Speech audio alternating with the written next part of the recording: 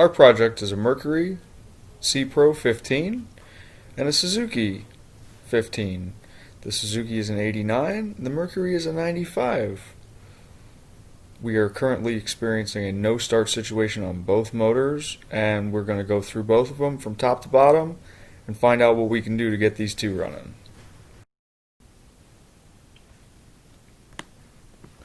I took the Mercury out into the test tank, and I'm going to give her a pull and see if it'll start.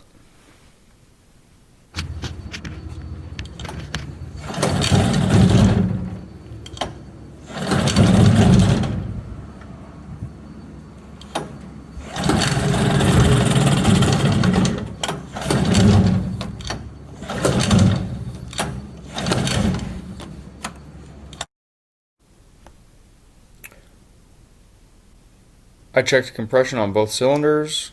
I replaced the spark plugs. I checked my wires, and I have almost got it to fire. The first time we tried, it was even less successful than this one, but I'm hopeful that the next time I give it some gas, try again, it should fire.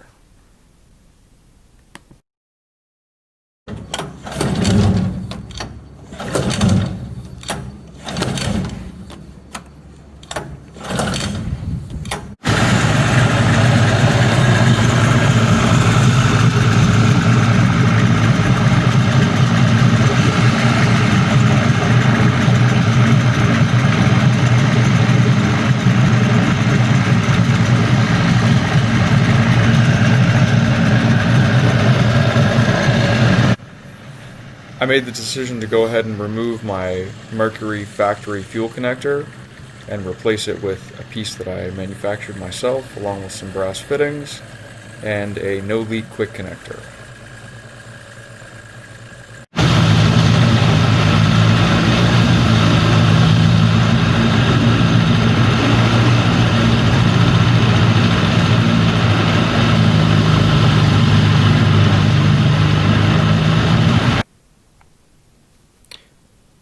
So we resolved our issues with the Mercury through new spark plugs. We cleaned the fuel filter, replaced the fuel connector, did a water pump, and everything seems to be functional, and I look forward to getting her back on the water. My name is Stephen Chris. I'm here with Lorenzo Walker, and today I will be explaining to you my 1989 Suzuki DT 15 horsepower. And the first things I did was check the carburetors. I cleaned the carburetors out that are right here. Second thing is I replaced the spark plugs because I needed new spark plugs. Third thing I did was I checked all the wiring and everything, and I checked all the test leads to see if everything was correct, and everything came out as good. And here's the spark plugs actually right here. And the third thing is I did a compression check test. And the compression check came out to be 100 psi, which is good.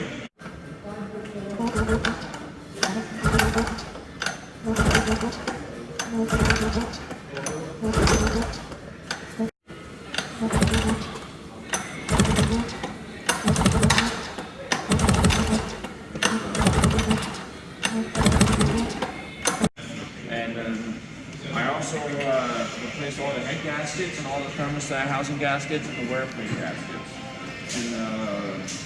And here's the gaskets for the thermostat housing right here. Here's the wear plates.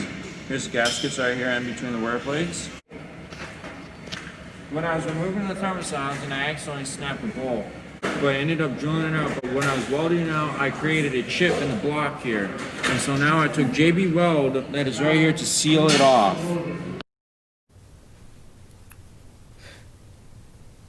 On our first test tank trial, we noticed that the thermostat housing was blowing water out the side, and that led us to decide that we needed to fix it and be able to seal it. Unfortunately, we used aircraft sealant, and that didn't work. So this time we've tried putting JB Weld over the outside, and if that still doesn't seal it, we're going to put JB Weld on the inside, but that's a last resort, as it's going to make it hard to take this apart ever again. So we're kind of trying the least invasive thing step by step, and we're going to see if we can get it to seal without actually making it permanently one piece. Here you can see the inside of the thermostat housing and the cooling passages. This is where the bolt broke off, and this is just due to not having been pulled apart like it should have been on its regularly scheduled maintenance. It's a common problem with old motors, and luckily only one broke.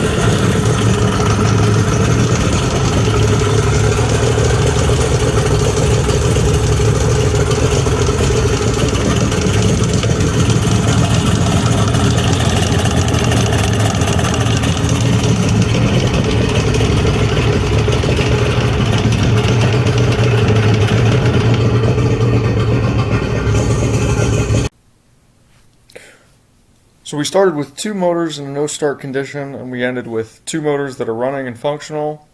The Suzuki's still running a little bit rough, but we're working on the idle and the timing to make sure that all those issues are resolved promptly, and I think a couple more days of tinkering with it, it should be just fine.